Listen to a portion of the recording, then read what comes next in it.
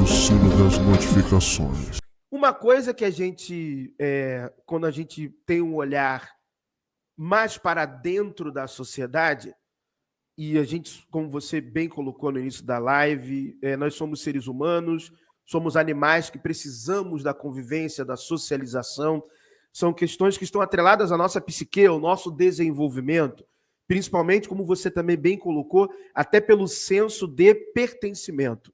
E isso, quando a gente começa a olhar a sociedade em suas estruturas de faixa etária, a gente percebe que o futuro de qualquer coisa, quando estamos falando de seres sociais, serão os de tenra idade, serão as crianças. Né? A sociedade ela tem suas gerações, que têm valores, percepções diferentes, pontos de maturação até de maneira diferente, e todo mundo que quer fazer que uma ideia, uma ideologia, uma religião, algo prossiga, que vá adiante, esses valores são transmitidos às crianças, aos jovens, aos adolescentes, o quanto antes melhor, né? Cada grupo ali vai trabalhar. E aí eu te pergunto, como que a religião ela influencia a criação de filhos? No sentido de que os modelos de disciplina até os ideais de futuro. E aí eu já quero antecipar uma outra pergunta dentro dessa. A religião, ela é um dos fatores que tem contribuído para o atraso e o atraso do desenvolvimento educacional no Brasil? Porque isso vai impactar as escolhas profissionais, obviamente. Isso é assim, relativamente fácil de se perceber. Claro, tem a parcela política, tem a parcela de outros setores da sociedade, mas a religião, por suas tendências, sua cosmovisão, ela também vai impactar em escolhas profissionais. E como que você vê isso, né? Você que veio de um lar, já falou, em que era um lar religioso, e há hoje uma diversidade entre você e seus irmãos de percepção, de orientação sexual. Então, de maneira negativa ou positiva, de maneira holística, né? Que o Brasil ele é tão diverso, como que a religião impacta a questão de criação de filhos e, consequentemente, o futuro dessas pessoas?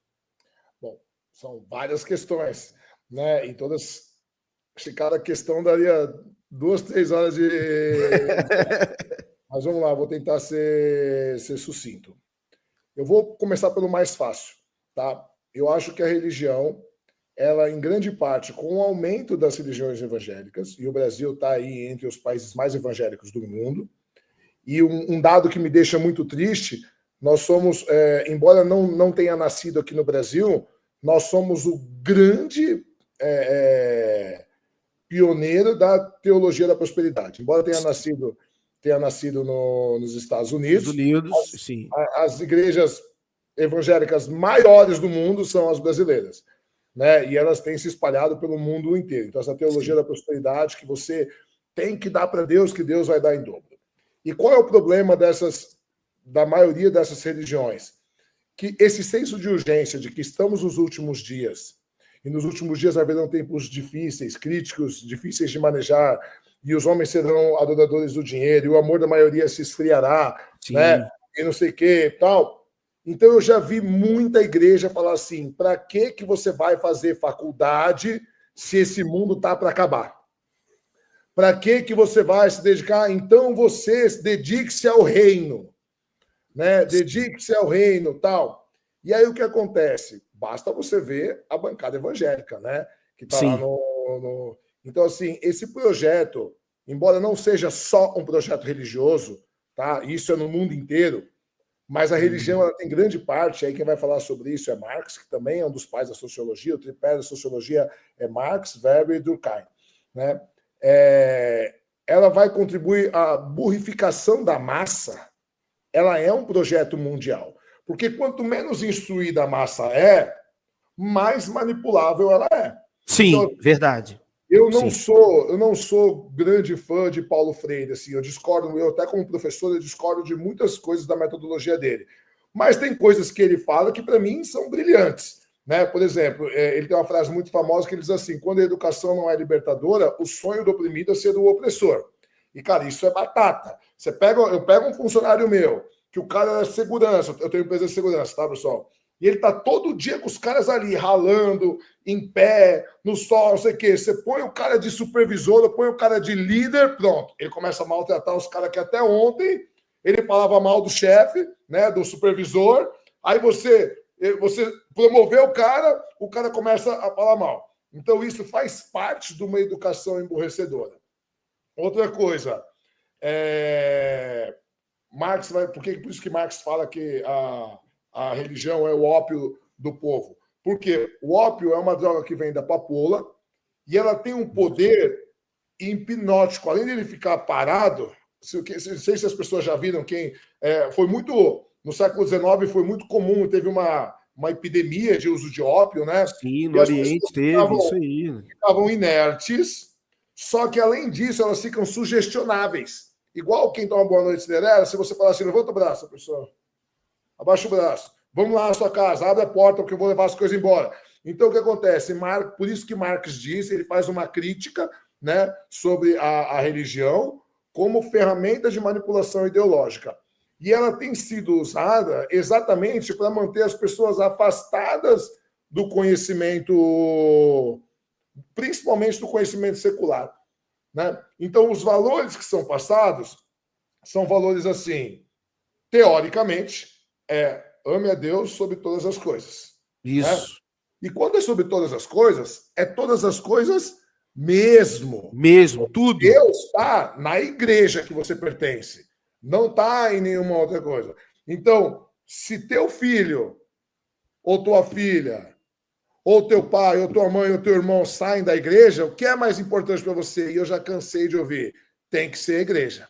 Né? E aí eles usam muito a passagem bíblica, né, de quando Jesus estava sendo morto, chega Maria, né, com Tiago, irmão de Jesus e tal, né, e fala assim, sua mãe e seus irmãos estão aí, né, e ele fala, quem é minha mãe e meus irmãos, se não estes, né, os seguidores, ou seja, assim... E fazem a minha vontade, é Marcos 6, isso aí, exatamente. Então, assim, exatamente. Minha mãe e meus irmãos são aqueles que fazem a minha vontade.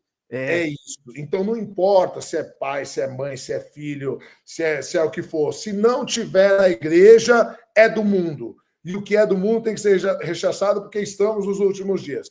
Entende? Então, e aí, esse discurso de para que você vai estudar se o mundo está para acabar?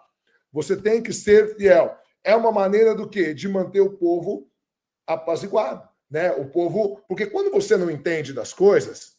Né? Eu costumo contar a história, por exemplo, eu não entendo nada de mecânica. Cara, eu vou te falar, eu acho que pior que futebol, eu sou com mecânica. Se para ser homem tem que entender de carro, falhei miseravelmente como homem. Né? Porque eu, mecânica, assim... Então, eu vou no mecânico, eu tenho um mecânico que eu confio, eu conheço o cara há 15 anos. Né? E tem um amigo meu de infância em Santos, tem uma oficina a vida inteira, sempre gostou, então às vezes eu pergunto para ele, para tirar uma dúvida, porque se eu chego lá, o mecânico aponta uma peça, tá vendo aqui, ó, a rebimboca da parafuseta, eu falo, porque eu não entendo bolhufas, então eu sou obrigado a aceitar tudo que ele me fala, entende? Sou obrigado a aceitar tudo que ele me fala, por quê? Porque eu não tenho conhecimento pretérito nenhum sobre aquilo.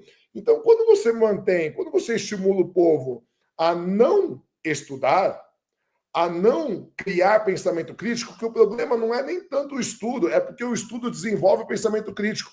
E quando você começa a ter pensamento crítico, você começa a questionar. Sim. Então, eu estava falando de Paulo Freire diz assim, quem tem o poder de investir na educação, de botar grana na educação? Os políticos, certo? Você esperar que os políticos invistam em educação para que o povo se torne mais culto e tire esses políticos ladrões que estão daí, cara, você querer isso, ou você é muito ingênuo ou você é um completo idiota. Entendeu? Porque é isso, o sistema ele se protege. Sim. E a religião faz parte do sistema. Então, nesse ponto, ela entra falando direto nas massas. E aí, a religião ela tem um poder que nenhuma outra ferramenta vai ter, que é a fé. E ela lida, e a fé, quando você fala de fé, você está falando direto com o subconsciente da pessoa, e você está falando de uma promessa de uma eternidade, de um pós-vida. Ou seja, é muito mais pesado. Aí a gente volta na aposta de Pascal, né? Por que Marx fala que a religião é o ópio do povo? Porque o cara olha e fala assim, não, beleza, eu estou me ferrando aqui, eu não tenho dinheiro para nada, meus filhos estão passando necessidade, tal, mas eu sou fiel a Deus. E Jesus disse que os humilhados serão exaltados. Boa noite, meu querido. Então, os humilhados serão exaltados, certo? Então, o meu patrão está se dando bem lá, mas depois, Jesus disse também no Sermão do Monte que é mais fácil um camelo passar pelo buraco de uma agulha do que um rico entrar no reino dos céus. Então, primeiro, eu não posso ligar de ser humilhado. Por quê? Porque os humilhados serão exaltados. Segundo, eu não posso querer ser rico, tirando a teologia da prosperidade, tá? Estou retrocedendo um pouco agora. Não, sim. Eu não posso querer pretender ser rico, porque é mais fácil um camelo passar pelo buraco de uma agulha do que o rico entrar no reino dos céus, certo? Depois Jesus diz o Evangelho que quando ele está na Santa Ceia, ele termina, eles vão para o jardim de Getsemane, né?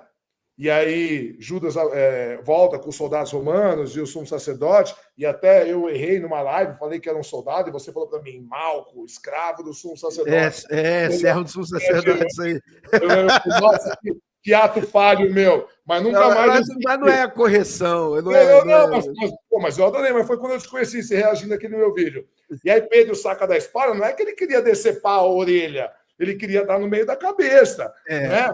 Ele erra e pega a orelha. Aí Jesus, diz o Evangelho, né, que ele cola a orelha e diz: quem lutar pela espada, perecerá pela espada. Ou seja, eu não posso querer ser rico, eu não posso ligar de ser humilhado, porque se eu for humilhado eu vou ser exaltado depois, e eu não posso brigar, eu não posso tomar a violência para me defender. Por quê? Porque quem lutar pela espada, perecerá pela espada. Aí eu te pergunto, como ferramenta de dominação ideológica, todo esse conjunto de aparato do cristianismo e das religiões em gerais, mas do cristianismo, ele é mais interessante para quem? Para quem é o dominador ou para quem é dominado? Para quem é dominador. Entende? Porque o dominador, ele não está preocupado com o céu, porque ele está vivendo a bonança agora. Entendeu? Isso aí. Você vê um moleque que nem o Neymar, que ganha não sei quantos milhões por mês, você vê se ele está preocupado óbvio, tem milionário que vai para a igreja? Tem. Tá, não é uma via de regra. O cara que está esbanjando de ganhar dinheiro, ele quer saber de curtir a vida agora. Entende? Por quê? Porque essa ideologia, quanto mais precário o povo for, mais forte ela vai entrar. Porque a fé e a esperança, elas são inversamente proporcionais ao medo. Então, quanto mais medo você tem de continuar pobre ou de morrer na pobreza, mais fé você tem que você vai ganhar na loteria, que você vai ganhar dinheiro. Quanto mais medo você tiver para o inferno, mais fé você vai ter que ser um cara legal para você ir para o céu. Entende? Então, nesse ponto, a religião ela age como uma ferramenta de manipulação ideológica. Sim. Eu sou de uma época em que fiz 40 anos, né? Mas quando eu era mais jovem, 20 anos atrás, ainda se falava que, olha, teologia é coisa do diabo, não faz teologia não, vai fazer teologia, vai se desviar. Olha só, eu ouvia isso na minha época, né? A não ser se fosse um curso de teologia da sua igreja, aí pode. Da denominação. É isso aí. Aí pode. Ontem no debate eu falei que o meu curso de teologia, eu fiz questão de escolher o curso de teologia laico, e aí um cara falou assim, parei de assistir no curso de teologia laico. Eu falo, cara, o cara é tão idiota que nem sabe o que é laico. A laicidade do Estado é o que garante a liberdade de credo. Então, um curso de teologia laico quer dizer que você vai estudar vários tipos de religião e não uma vertente só. Entende? Não é um teologia ateia. Isso, nem tem sentido isso. Né? Teologia laica quer dizer que ela vai se permitir estudar várias vertentes de religião, não só a cristã. Isso aí. Hoje, a exceção de algumas faculdades particulares e federais, a maioria dos cursos de teologia, as graduações, é um curso para formar pastor. Exato. o curso para formar pastor. Infelizmente, é uma realidade. A maioria até dos professores são padres e pastores ou confessionais, né? Chileno, uma coisa também que é interessante, você já falou que é empresário em outros podcasts, né? Faixa preta de jiu-jitsu, né? Você tem múltiplos negócios, né, que você desenvolve, que você faz, além, né, de dialogar acerca de fé, religião, filosofia e tudo mais. E cresceu um lar cristão, volta a dizer isso de novo, se relaciona no seu dia a dia com cristãos, é empurrado frequentemente para debater com cristãos, por mais que pastores fujam, mas e está ali. E no ambiente empresarial, no desenvolvimento dos negócios, a religião, ela também impacta você de alguma forma, até para ter que tomar alguma decisão de gestão em relações hierárquicas, por exemplo, na sua empresa? Porque, por exemplo, levando para um âmbito mais de funcionário, não necessariamente de empresário, muitas pessoas também sofrem discriminação no ambiente de trabalho porque não professam determinado credo, determinada fé em algumas cidades, em alguns ambientes, acabam não recebendo promoções, acabam não sendo chamados para participar de treinamentos, porque aquele cara ali, final de semana ele vai para balada, ele ali não tem a mesma orientação sexual nossa, heteronormativa cristã, então não é bom, ele é da religião Umbanda, não é bom, tomar cuidado com isso. Tem pessoas que acabam vivenciando isso no dia a dia, principalmente na região que eu estou, né, Sudeste, Rio de Janeiro, eu vejo isso frequentemente, eu já presenciei isso em ambiente... evangélico expulsando o pai de santo do morro. No Rio de Janeiro acontece isso, né? Não quero aqui citar, porque eu conheço muito essa história, mas não quero falar para não me expor, né? Tem até determinado grupo, né, que opera mercados alternativos. Opera mercados alternativos de medicamentos não reconhecidos, validados pela Anvisa, que é um grupo cristão, não dá para entender isso, é coisas que só tem no Rio de Janeiro, né? I know you told your friend you're not okay, and tell me what's wrong and why you never said you felt that way. And guess you're trying to stay strong and fake a smile until I look away. But I've known you too long, it hurts to watch your blue eyes fade to gray as you fade away, as you fade away. Yeah, I'm about to fade away, 'cause every time I wake up I feel like it's Monday. Something's going